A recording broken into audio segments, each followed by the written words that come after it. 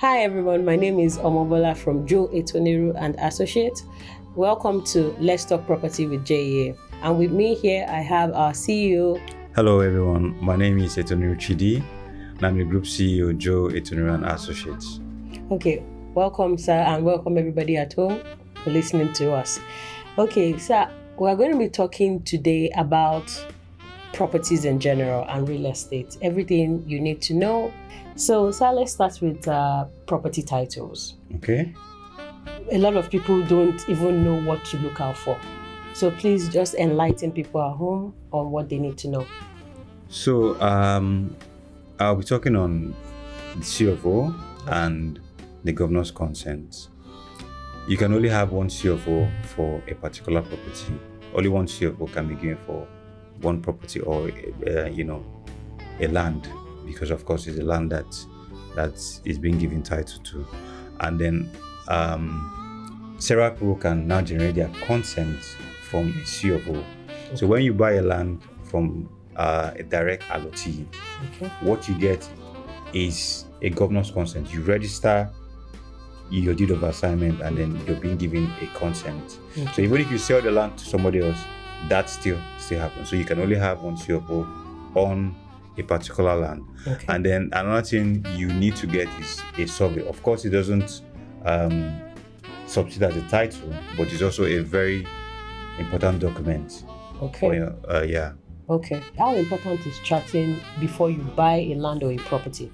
Charting is one thing you need to do before you buy a property. It is very necessary, and a charting is usually done by a land surveyor.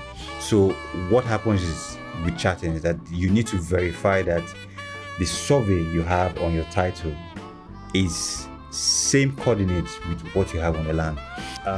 This is a problem most buyers have actually run into. Some fraudulent developers would give you a survey, but the survey you have is not the survey of that particular land. So it's only a land surveyor that can confirm that that survey you're holding is same thing, or the coordinates of the survey is same thing with the land. So it is very important that before you buy any property, you involve the professionals, which are maybe your realtor, a lawyer, to do your due diligence, and then you need a land surveyor or a surveyor to do your charting. It is very key. Would you say is a preventive measure for future issues? Yes, of course, because it's a very preventive measure for that, because if you've done your charting, you confirm if a land falls within the government acquisition, you confirm if a land falls within a canal, which is what most buyers are facing now. You'd also confirm that the building code falls within the regulated building code, because of course there are places where you have commercial plots and places where you have residential plots. So it's very necessary that you chart your land before you buy. For people that have, let's say for example, they chart and they go ahead to buy a property, let's say a flat, they go ahead to buy a property and they realize that that property doesn't have a building approval. Okay. What can they do, or what could have been done? Because of what is happening in Lagos now, I advise everybody to be extremely careful, patient when it comes to buying property. Emotion should not be involved at all. Okay. There's no emotional buying. So the first step, I'll just lay down for a layman or steps to take. When you see a property, of course, with your realtor or whoever is taking you around or is viewing with you, the first person you have to involve is a lawyer. So a lawyer would carry out a search on the documents of that property. In fact, I even advise that, if possible, take the physical documents to lands to confirm if the signature on that document confirms what they have in Alausa. Because we've had cases where somebody produces a document and then what he has is different from what is in lands. So for me, before I buy property, I'll take the document, I would take it to lands to confirm that all signatures tally.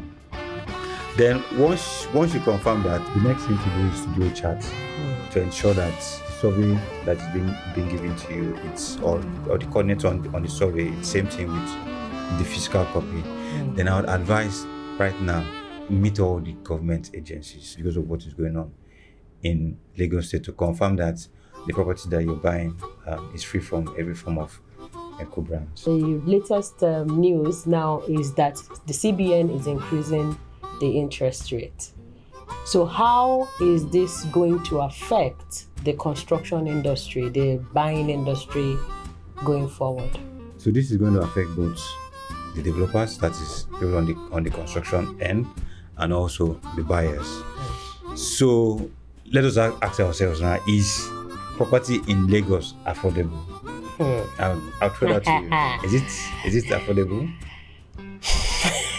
Okay, so I would say affordability is relative. Okay, so I don't think there's anything like affordable property again in Lagos State. Yes. Ask me why, because the value of land has gone beyond the reach of the common man. I remember when I was in school, there was this, we were taught housing for all in the year 2000. So has this come to play? No. Houses have become very expensive, and with the increase in interest rate, it means that commercial banks or mortgage banks, mostly commercial banks, will be doing over 35% as interest rate. So ask yourself, what is the profit on construction that I'll be taking a loan at 35%? So this would reduce the amount of property in the market. Remember that we have a deficit in housing. As it is, Nigeria needs it was put at 20 million deficit, but as we speak now, I believe that it's up to 50 million. Yes. Without good housing. So what that would mean is that there will be reduction in most developers would slow down in constructing because these properties are not affordable again to the end users. And then even the clients or the consumers will not be able to afford these properties again because it has become way too expensive. So it's a problem that we all need to fix, and the only person that, or the only body that can fix this is the government. That's the truth. They need to make policies that would be favorable for both the developers and the buyers. Talking about the governmental bodies, in the years past, one of their agendas is always housing. Always. And in this vein, sometimes they attempt to go into this housing industry. Do you think this would also affect them? Yes, of course, it's going to affect everybody because the cost of materials does not cut across one sector. It cuts across every sector. So whether it's the private individual that is buying, whether it's developers or the government, the cost of housing has increased generally. But for people who want to access mortgage, I think the Federal Mortgage Bank also gives interest rate at 6%, I think one digit. So, people can still access loan via that means. However, is it affordable to the common man? That's the question we should ask ourselves. Yeah, so the house I'm even buying, am I going to be able to afford How much is minimum wage? How much does a civil servant earn? So that's where it starts from. Yes, so that's where it starts from. Is it possible to build a bungalow now with less than 20 million? No. It's not possible. No, it's not. Reinforcement is at over 1 million naira now. Cement is at 7,800. So when you talk about affordable housing, affordable to who? Is it the billionaires or the millionaires or the civil servants or the common man on the road? Another thing is opportunity cost. People have other things to spend their money. Yes, people have a lot to spend money on. Property prices. is a very huge deal. The prices of property these days, you would be scared. Whether you're renting or you're buying, the prices are high. Yes. So some or the people at home, most people at home, believe that the landlords are manipulating the market. Is this true? The landlords are manipulating the market. So it is garbage in, garbage out. What we were taught in school, a good investment should be able to pay itself in 20 years. So if I'm advising a landlord who wants to buy a property at an X amount, the rental value I should be able to recover my investment in at least 20 years. Of course, there are some landlords that are manipulative, but it is the general state of the economy that's what we are facing. The cost of living, the cost of construction is what has driven rental values to where it is. Let us also remember that people buy these properties as a retirement plan, and if the cost of living has gone up, very true, what do you want them to do? They have to eat. So that cost is going to be transferred to whatever asset they have. And if it's a property, of course, there will be increase in rent. So I think it's just a general state of the economy, and inflation is over 50%. People say it's 20-25, but we in the construction industry, inflation is over 50%. Yes. Prices are about 2-3 times there. 3 times, twice, some 3. Reinforcement at a point in time was selling for 1.5 million. As at last year, it was selling for 500. Yes. So that's people. Where do you want people to put that cost to? It has to be. It pushes forward. You have to push it into the property. So that's the challenge every developer is having. And of course, if there's an increase in the price of properties when you're buying, that same price gets pushed. It's going to be pushed to rental values. What would you say about how prices change by area? So there are some areas that the prices are currently looks as if they are overly ridiculous, while some is when you go to some areas they are a bit lower. So what would you say? What is the reason for that? Location. Ikoyi, a plot is 1.5, 1.6 billion. You tell me whether it's overpriced or not, I don't know. But the plot is 1.6 billion. In Ikoyi, banana is 1.9 billion for a piece of land that we all met. So location is everything. If you go to Lekki Phase 1, a plot is about 800 million. So imagine I buy a plot for 800 million and I'm doing two detached houses. To do a detached house will cost you right now close to over 250 million if you want to do a luxury one, cinema lift, etc. So your cost of land, let's say half plot, and the cost of construction, you're looking at about 650 million, right? That's not talking about the fees that you are paying. Okay, you still pay agency fees and all that when you're buying the land. Then you also have to factor in the cost of funds. So even when you're building, you need to assume that funds you have is a borrowed funds or is borrowed funds. So you also have to consider your cost of funds and also your replacement cost. Yes. So if I'm done constructing and I buy the land at 800 million, by the time I'm done, land is 1 billion naira. That cost has to be factored in. I have to transfer it. So it's a problem that we've found ourselves in, and we need to look for a solution. And it's only the government that can bring about this solution. What are the things, at least to relieve us for now, what are the things that they can do to help? We just talked about interest rates. Okay. If interest rates were quite low, then buyers can access loans to buy these properties. Okay. Developers can also access loans at a very Good rate. at a very good rate to build.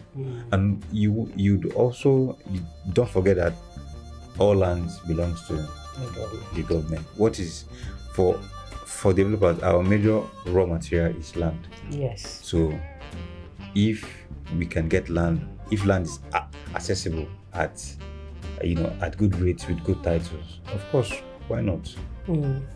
So that also takes us to another part that I personally think they could also help us with. Okay. That's infrastructures. You're very right. So I would use myself as a case study. I did a project in Orchid, 14 units. I bought the transformer. I paid to fix the road. I paid over 10 million naira to fix the road, not my plot or my plot. The road, I paid 10 million. I bought transformer. I also did the water treatment plant for close to 25 million because it's an industrial borehole. So if you put this straight cost, 25 transformer over 20 million and the road, it has jacked up the prices of the property. So I tell people, if we wish that the government could do certain things, which is one, infrastructure, this would reduce the cost of housing. Because at the end of the day, a private investor, I'm out there, yes, to provide service, to provide housing, but I also need to make money. I need to make profit. Of course. So whatever cost I incur, I'm going to transfer it to the end users, which is the buyers. Yes. Or which are the buyers. Very, very, very true. Okay. So if, let's say, the government does their part and the prices and that's interest rates reduces and the infrastructure, all things being equal, like we used to say, all things being equal. Yes, ceteris paribus. Yes. So if all that happens, will the prices drop? So it's going to take. It's not going to be immediate. But we strongly believe that if these things are put in place over time, prices will begin to drop. Because like I said earlier on, is what you put in, that's what you get out. So if interest rates are low, there's infrastructure, the cost of materials are not so expensive, then yes, over time you'd see that drop in price. Yes. Okay. So please, everybody at home, hope and pray that the government actually does their part so that our prices can drop. Yeah. Also, people say the dollar rate affects the construction industry. So, you'd ask yourself, what do we really produce in the country? What do we, in the beauty industry, what do we produce? Cement that is not even imported has increased because we import diesel. Although Dangote has started refining, the hike in diesel at a point in time is what led to an increase in the price of granite, sharp sand, because of course you have to transport these items. Yes. That cost has not still come down. We are still suffering from it. Okay. Yeah. So you don't ask yourself, what do we really import when building? We thank God that we can buy tiles here, but the tiles, are they really affordable? Even the Nigerian tiles, are they really affordable like that? Nigerian tiles used to be about 1,500, 2,500 at the point in time, but there's no Nigerian tiles you can find less than 7,500 because some of these raw materials are being imported. Some of the people that work in these factories are expatriates. They need to be paid, and they have to be paid in dollars or whatever currency that they have to be paid in. We don't produce lights. I don't think we produce lights. They have to be imported. So basically, yes, the dollar rate affects everything. So It affects basically, we're a everything. consumption economy. Yes, we are a consumption economy, and we have to look for ways to become more producing. Yes. For policy making, I personally feel the government should continually sensitize people. They should make it an ongoing process, just like they do with like nurses do with diseases, because this, whether we like it or not, is a disease. It's an epidemic. It's an epidemic. That has eaten the real estate industry. Exactly. We don't know. We have not been able to quantify the adverse effects it has had on real estate. Yes. We're still in that process. Yeah. Yes. So, if they are able to do this, do you think trust in the industry will grow? So yes, of course. If the government begins to educate people or sensitize people on what to do, and they are more vocal about it, just like I'll take Epe for as a case study. Epe is a new town that I hope that it will be like a new Dubai in Lagos. What stops the government from creating infrastructures in that axis and making sure that people pay for it before they buy the land? That's more like a public-private partnership. Then with regards to titles in Epe, I want to believe that most of the titles most lands are agricultural lands. However, these lands have been sold to end users as residential lands. What did the government do to educate people about it? I believe that if they were more vocal about it, the media, print, etc., then people would know more about all these things, because the whole truth is that not everybody is knowledgeable. Okay, so lastly, we're going to talk about the coastal road. This particular project, at some point, did you expect something like this to come up? Definitely. Okay. Definitely. So the coastal road has always been in existence. Okay. From day one, it has always been there, and the law states that 250 meters from the shoreline or the coastline. So, but the good thing is that the government was able to pay compensation for those people that built non-permanent or movable structures on the coastal line, just like Good Beach. I believe that they were compensated. This other beach also owned by the Oniru family. I saw on the news that they paid them. But with regards it being in existence, yes, the coastal road has always been there. And let us even assume that it was not there. If all lands belong to the government, if there's any need for a land that overrides public interest, of course, definitely the government would step in and take over the land. But the question we should ask ourselves is, did the government pay proper compensation or adequate compensation for the land they took? I think I would leave you to answer that. To answer that question. Okay, so in finality, is Lagos safe to invest? Lagos is very, very safe to invest, irrespective of what is happening in Lagos State, which I call it infrastructural reform. Lagos still remains the safest place to invest, because the whole truth is that if you do your due diligence properly, you have no problem. Engage with all the stakeholders, engage with all the professionals, and you can go to sleep. That's the truth. Lagos is very safe to invest. If you do that, you're good to go.